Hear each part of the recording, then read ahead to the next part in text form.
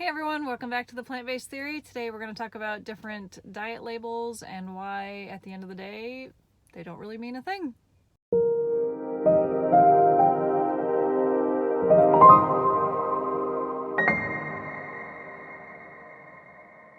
All right, welcome back. Here I am in my fancy schmancy mobile office again. This is the only time I can really get to do this, so you will find me here often. Today I want to talk about different diet labels, meaning vegetarian, vegan, plant-based, raw foodie.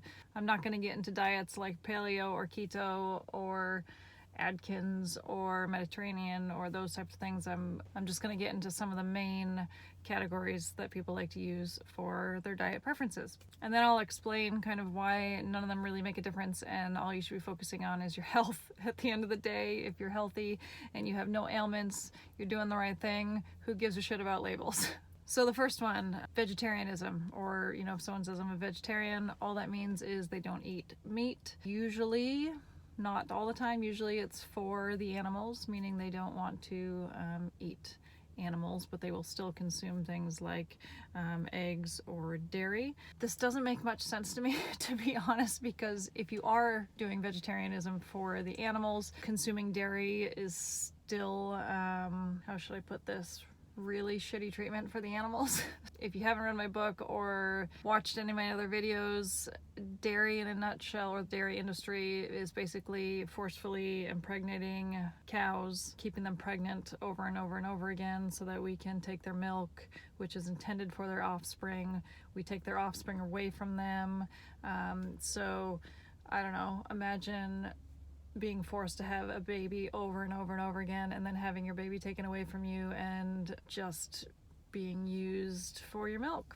It's not an ethical practice. I don't care if you have a family farm or not. I have family who are dairy owners. I grew up in Vermont, so please don't take this personally. I just don't see how you can put ethical and dairy in the same category, because at the end of the day, these animals would never choose to be forcefully impregnated over and over and over again and have their young babies taken from them and just give us milk for the rest of their lives. That's a can of worms with me, obviously. So back to vegetarianism. Basically, all it means is you don't eat meat. It does not mean that you're healthy at all. You can be a healthy vegetarian. Well, debatable, but you can also be a very unhealthy vegetarian. I know a lot of vegetarians who don't eat vegetables. They don't eat meat, but they eat a lot of junk food. They eat a lot of processed foods. They don't eat a lot of colorful, wholesome, nutritious foods.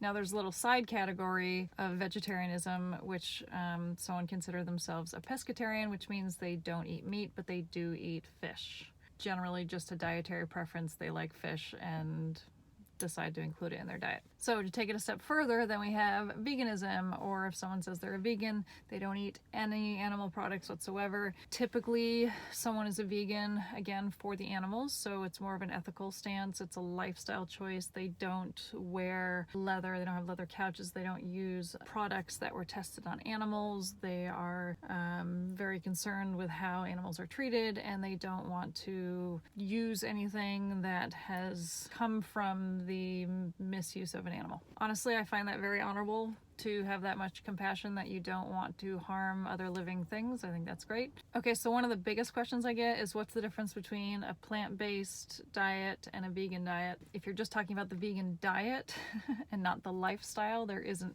any difference between a vegan diet and a plant-based diet. If you're talking about veganism, which includes the lifestyle, again, no wearing leather, no using any products that were tested on animals, no harming any animals, period, that part of it doesn't come into play with a plant-based diet, because the plant-based diet just is talking about the dietary stance on it. So again, no animal products are eaten. You're only focused on eating plant foods, which include, fruits, vegetables, whole grains, legumes, nuts, and seeds.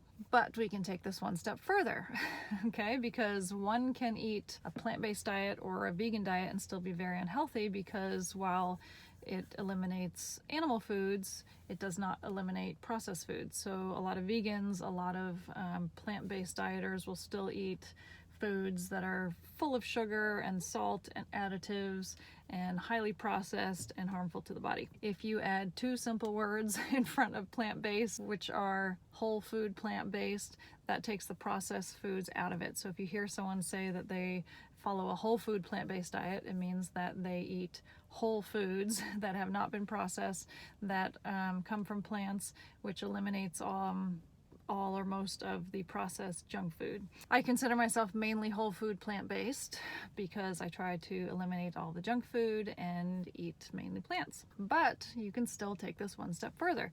So there are people out there who say that they are whole food plant-based, no oil. And what this means is exactly what it sounds like. You eat a whole food plant-based diet, whole foods from plants, but you also eliminate oils, which technically aren't a whole food anyway, but they like to specify that because people who eat whole food plant-based diets still cook with oils a lot of times. And there is a lot of evidence out there now that oils, extracted oils, not oils that are included in a whole food, meaning avocado oil is very different than eating an avocado, or olive oil is very different than eating an olive. What they found is that the extracted oils, whether you use it in cooking or frying, baking, whatever, those oils have an almost immediate effect on the endothelial cells of your digestive system. So those cells will start to burst apart and become damaged almost immediately. Luckily, our body has a pretty kick-ass repair system, so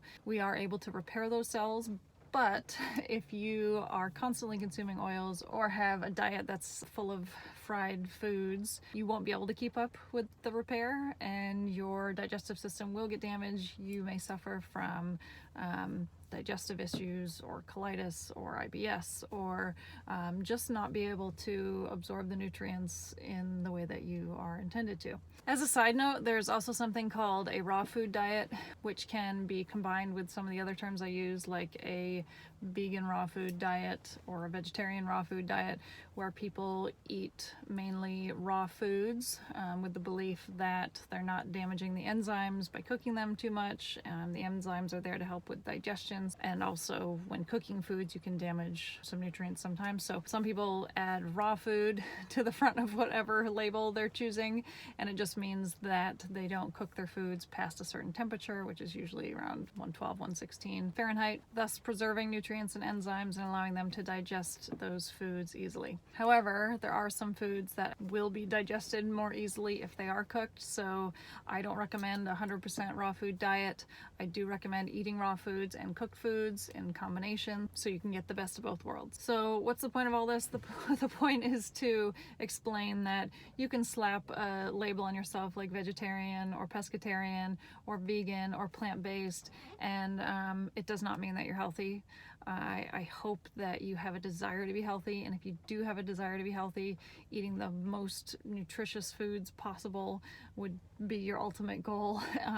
Eliminating or reducing the amount of oil you consume would be a good goal as well, but who cares if you use a label or not? Just try to be healthy, try to eliminate all of your ailments. If you have been diagnosed with any diseases, you can improve those as well. Like I said in one of the earlier videos and all throughout my book, if you haven't read it, How to Eat Your Pie Hole Again is what it's called. It talks about how a whole food, plant-based, no oil diet can rid you of disease and ailments. And again, your body is a kick-ass machine and it should run like one. So if it's not, there's a problem.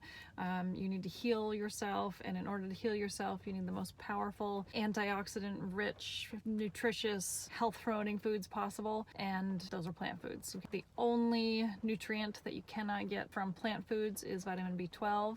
It's also not produced by animals. The only thing that produces vitamin B12 are bacteria and archaea, which are little microorganisms that live in our soil or in our bodies. They're all over everything. The animals get it from the ground because they're dirty. We used to be dirty as well, and so that's how we used to get our B12, but now we've, created this environment around us that's entirely sanitary, and we're washing our hands all the time and we're wearing shoes all the time. If we still lived like we did hundreds of years ago, we'd be getting plenty of B12 as well. This is why you'll see me walking around barefoot a lot, or not using hand sanitizer, because dirty is the new clean. So there's no need to eat animal product at all. We can get all of our nutrients from plant foods, and by doing so you can eliminate a bunch of nutrients that you don't want in your body, or other chemicals that you don't want in your body, like artificial colors, artificial sweeteners, regular sweeteners, fillers, stabilizers, thickeners from processed foods. And then from the animal side of things, you can eliminate the excess hormones that we don't need, the antibiotics. Most of our antibiotics go to animals, so we get a lot of our antibiotics by eating animal foods. And then cholesterol, trans fats, all of these nutrients we don't need in our body. So by eliminating the animal foods and the processed foods, you eliminate all those nutrients you don't need. And if you stick with plant foods, you'll get all the nutrients you need. You know, antioxidants, carotenoids, phytonutrients, healthy fats, healthy carbohydrates, healthy proteins, and live a long, healthy life. And there aren't any harmful nutrients in plants. So voila, magic. So I hope that all makes sense. If you have any questions, leave them in the comments. Again, if there's a topic that you want me to discuss, go ahead and leave that in the comments as well. Teach your friends what you learned today. Anyway, thanks for watching. If you are a YouTube subscriber, don't forget to subscribe and hit the bell so you get the notifications. And we'll see you next time. Toodles!